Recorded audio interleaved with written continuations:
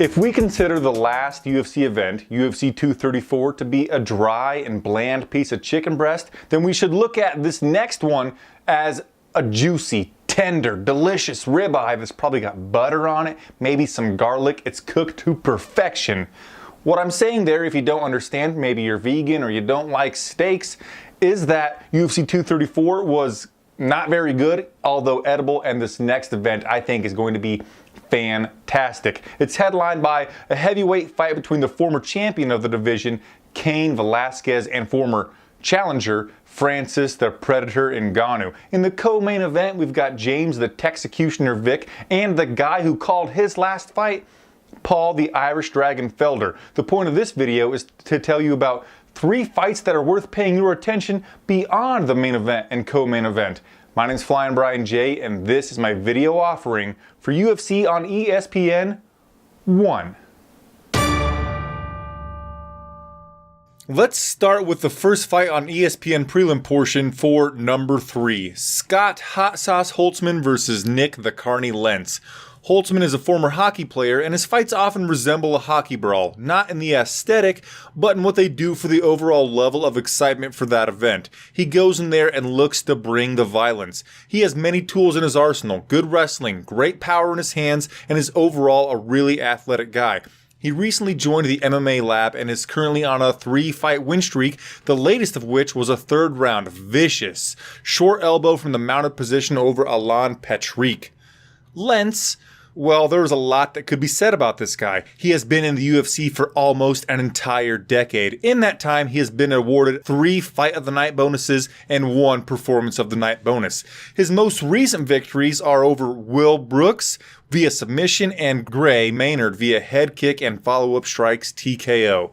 I know a knockout or technical knockout victory over Maynard in recent times is not that impressive, but Lentz has always had a surprising amount of power. Also, I was a tad bit surprised of how well he did in the striking exchanges against the kickboxer David Tamer. Where he really shines is in the grappling department, both offensively and defensively. He has a knack for finishing fights with guillotine chokes. What I mainly love about this matchup is it's a couple of gritty guys who are on win streaks and will likely provide fans with a technical brawl full of intriguing grappling exchanges. Number 2, Jimmy El Terra Rivera versus Aljamain the Funkmaster Sterling. Both men have recent knockout losses to Magic Marlon Moraes, but have since rebounded. Rivera got a decision victory over John Dodson, and Aljamain has clocked in 2 Ws, most recent the modified knee bar over Cody Stamann. Rivera at one time was thought of as the next king of the bantamweight division, having once been on a 20-fight win streak that included decision victories over Thomas Almeida and Uriah Faber. I have to get it out there that he has only finished 1 fight in his UFC career, and the majority of his fights in his entire tenure as a pro fighter have gone to the judges. However, he has a style that is fun to watch. He is mostly a boxer who hides behind his lead shoulder as a primary defense and always has his right hand cocked back, ready to land with big power. The stat on his resume that makes this fight highly interesting is that he has never been taken down inside the octagon. That's fascinating because Aljamain is a phenomenal grappler who averages 2.5 takedowns per fight. On top of that, the majority of his victories are via submission, including the ultra creative aforementioned knee bar that got him Submission of the Year in 2018. Still, he isn't a one-dimensional grappler or just a submission threat like you would think of Damian Maia as. He also has decent striking skills.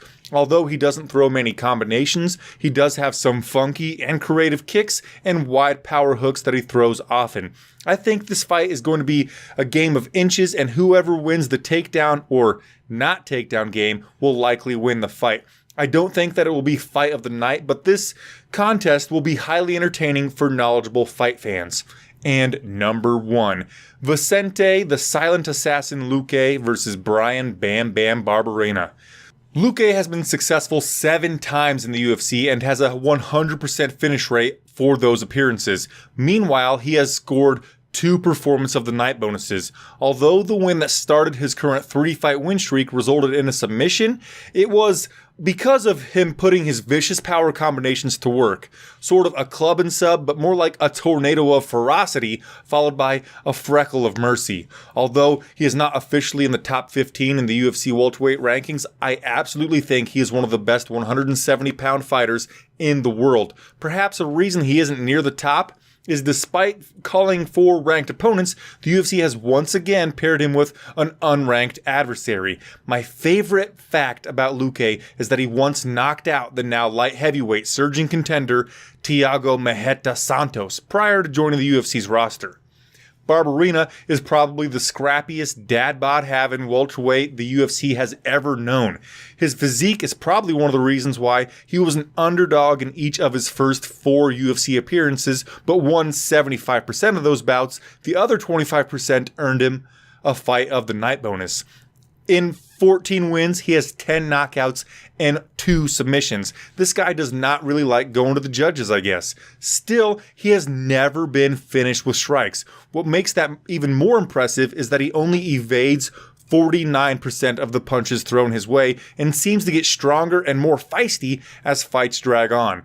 Luque and Barberena are going to put sheer determination along with highly technical violence on display, and if we were just considering the fights outside of the top 2, this would undoubtedly be my pick for fight of the night.